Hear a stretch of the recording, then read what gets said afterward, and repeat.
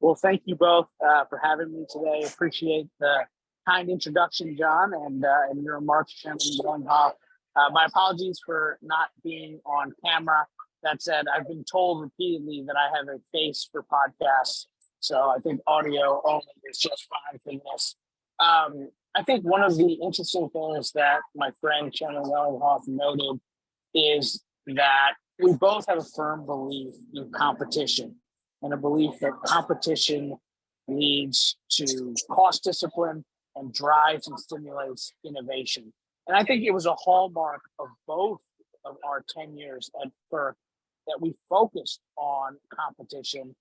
And it's interesting, he was appointed by a Democratic president.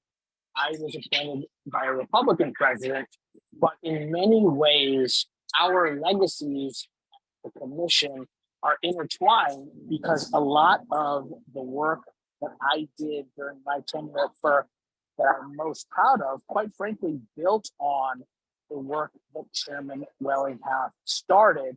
And it was really through this kind of consistent view that competition will enable us to, really and truly extract all of the benefits and the excitement of the energy transition. And the framework for this discussion today is around the challenges, the cost implications, the obstacles to getting more renewables, more solar, more wind, more storage connected to the grid. But I tend to view this through a more positive lens. But this is actually an exciting opportunity. And yes, there will be obstacles to getting there.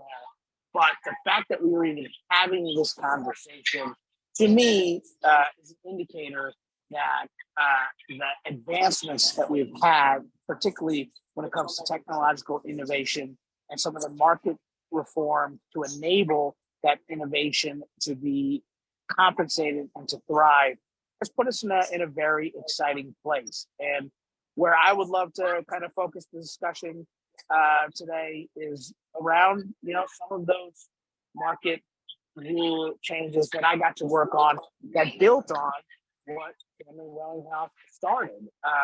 Two of the orders that I'm proudest of, FERC Order 841 and FERC Order 2222, removing barriers to entry for energy storage and aggregated distributed energy resources.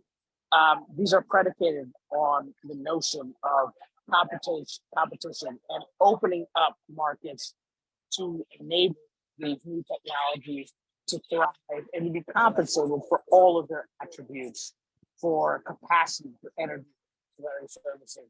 And I think working together, we can all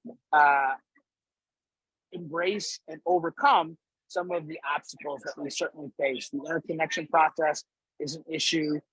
We can talk about the future of markets and competition and what the current policy and political outlook is.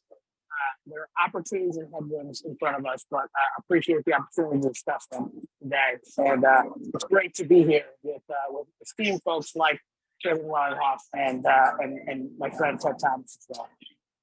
Thank you, Chairman Chatterjee. Great place to start is with competition. And John, I think you've raised a very good point, is we're not just talking about access to a network, we're talking about fairly valuing the operation of these assets in a network.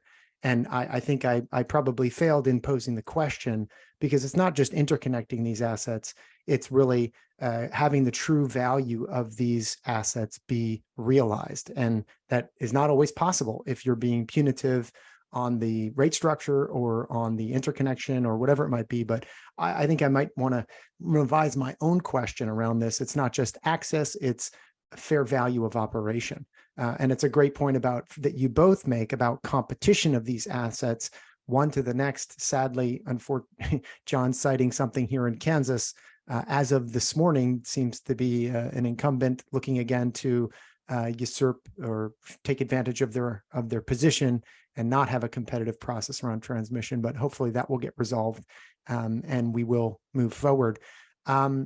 Great place to start is on competition. I think we all recognize that solar electrons and wind electrons are, if not today, moving very quickly towards the lowest cost electrons, pairing them with energy storage makes them a superior asset as to coal or natural gas.